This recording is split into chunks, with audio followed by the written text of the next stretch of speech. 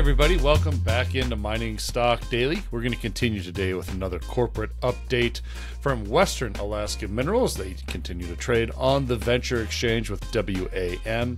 Happy to welcome in CEO Mr. Kit Mars. Kit, welcome back to the podcast. Hey, thanks. Good to be here again. Yeah, we're getting our first glimpse of the step-out program there at the Waterpump Creek CRD deposit there in Alaska. Hole 3 of this year's program had a cumulative just over 70 meters of multiple zones. That included 22 meters of 146 grams per ton silver, just over 3% lead, and almost 10% zinc. There was another 40-meter interval in their kit of 262 grams per ton silver, almost 11% lead, and 4.5% zinc. I mean, this is a really important, obviously, program with your step out. So tell us about, obviously we see the data here and see the results, but how does this further develop the Waterpump Creek project here for you? Sure. It's and it's actually hole 30, but just excuse me. No problem. So this was a angle hole to the south.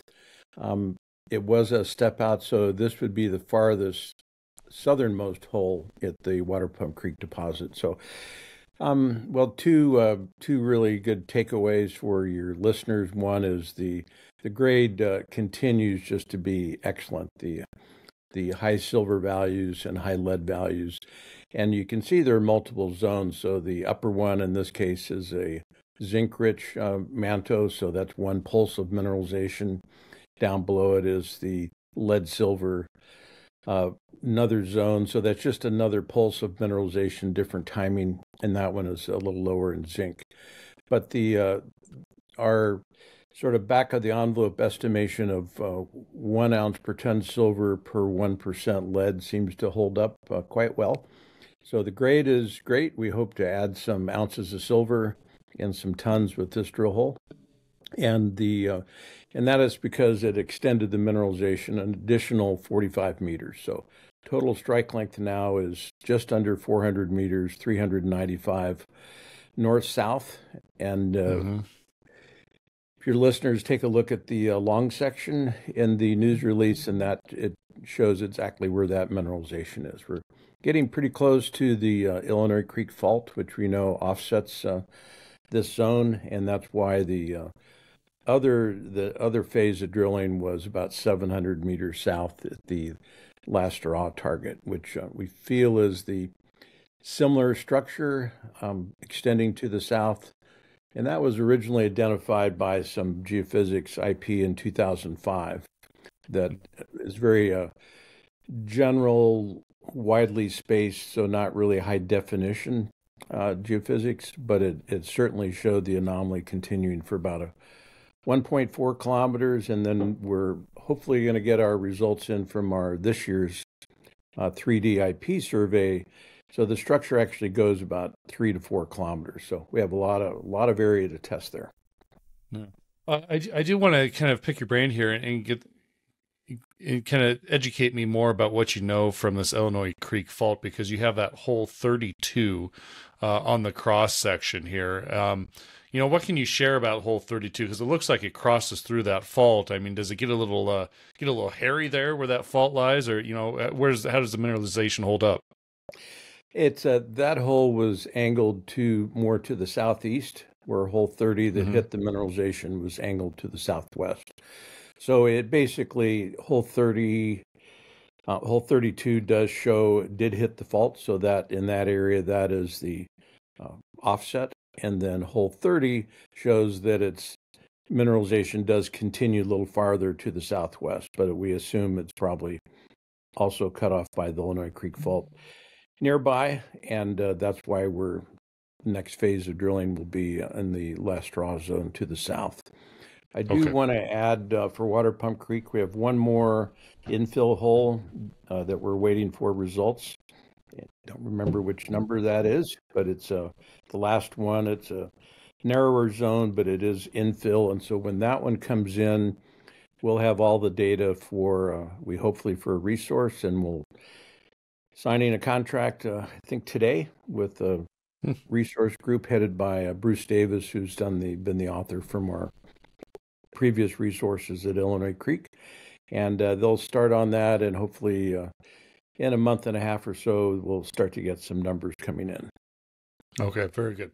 Well, let's spend a couple minutes here at at Last Hurrah here. No assays yet, but you did share some visualizations, quite pretty interesting visualizations there from Last Hurrah. I don't remember if I've ever seen ultra fluorescent and quote barbecue rock before highlighted in a news release, Kit. So talk to us. Yeah, give me a geological lesson of what barbecue rock is, please.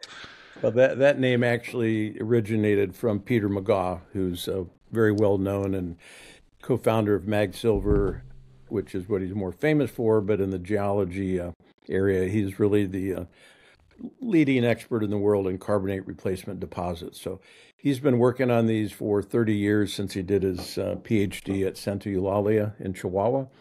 And one of the things that Peter learned is putting a shortwave UV light on altered, in this case, and we didn't show a natural light photo, but if you would have looked at the same drill core, it would just be white dolomite.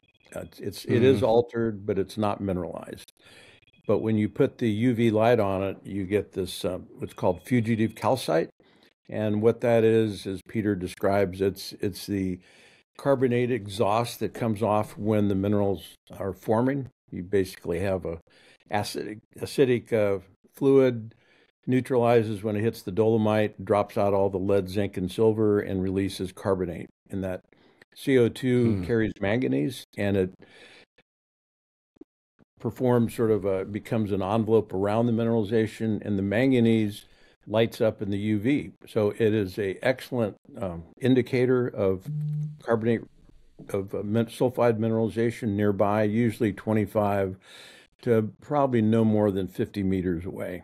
And it's something that we didn't know before until Peter came out and did a site visit and gave a short course to our technical team.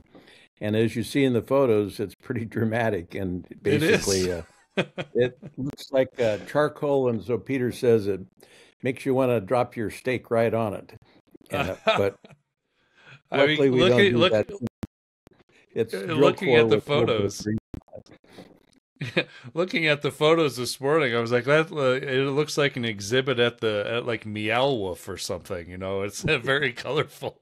That's what it reminded me of. But what's most important? This, jokes aside, I mean, it is pretty telling because you have used this in prior holes. In fact, last year's hole 21, very similar, and so you can see the stark similarities between that hole and this hole from Last Hurrah here. And so you have, I mean, visually it's very positive. Again, assays are still pending here. But, if you're looking at this visually, what kind of can you take away from this regarding the structure, the geological structures of Last Hurrah here and similarities to what you saw before? Yeah, that's a very good point you made there. So if somebody looks closely at the photos, you'll see that the calcite veins are what light up, and there's 2 and sometimes 3 different orientations of calcite veins, so cross-cutting relationships. And that, again, is Peter likes to say, shows complexity. In other words, not just one set of veining, but multiple sets that cross-cut each other. And Peter likes to say that complexity is another indicator of mineralization, because these systems are long-lived with multiple pulses of mineralization, some lead-rich, some zinc-rich, and some and also late pyrite stage. So we like to see lots of different things going on, and the more complex, the better. It takes the geologist a little longer to describe the drill logs, but that's good. Yeah. So this is, I mean, very meaningful Last Hurrah. I mean, so how do you follow up here, Kit? I mean, is it too early to say how you follow up because we're still waiting to get the assay data, or, what are you planning here?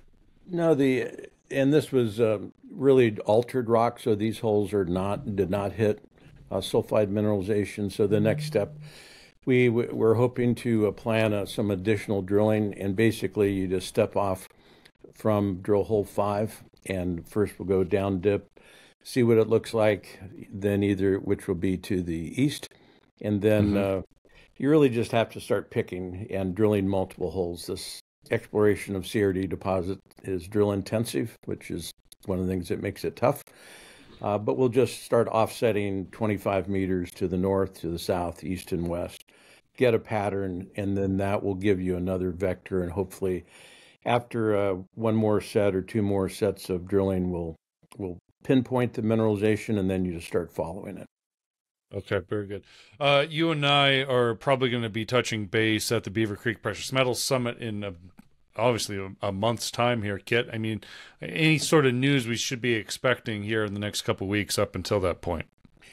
Well, we'll have one more infill hole. It'll be a thinner intercept. I don't recall, probably in the 3 to 5 meter range. So probably we'll have some good grade, but that will really be an infill hole. And then the next big announcement is when we start interpreting our 3D IP program, which was a very, very extensive. One of the DS Geophysical out of Saskatoon ran the survey, and they are the world's leader in this type of survey and manufacture the equipment. But we ran it very tightly so we could have good definition, but lo and behold, that cubes the amount of data points. So we ended up with about 3 million data points. We're still crunching the numbers with trying to find some bigger computers. So that hopefully will be out before Beaver Creek. Okay, very good. Well, until then, Kit, be safe up there to you and everybody else on the ground. We'll talk to you in a couple of weeks' time. Okay, hey, thanks a lot for the invitation. It's always nice to talk to you. Yeah, absolutely. Pleasure's all mine. All right, everybody, that's your update from Western Alaska Minerals, again trading on the TSX Venture Exchange with WAM.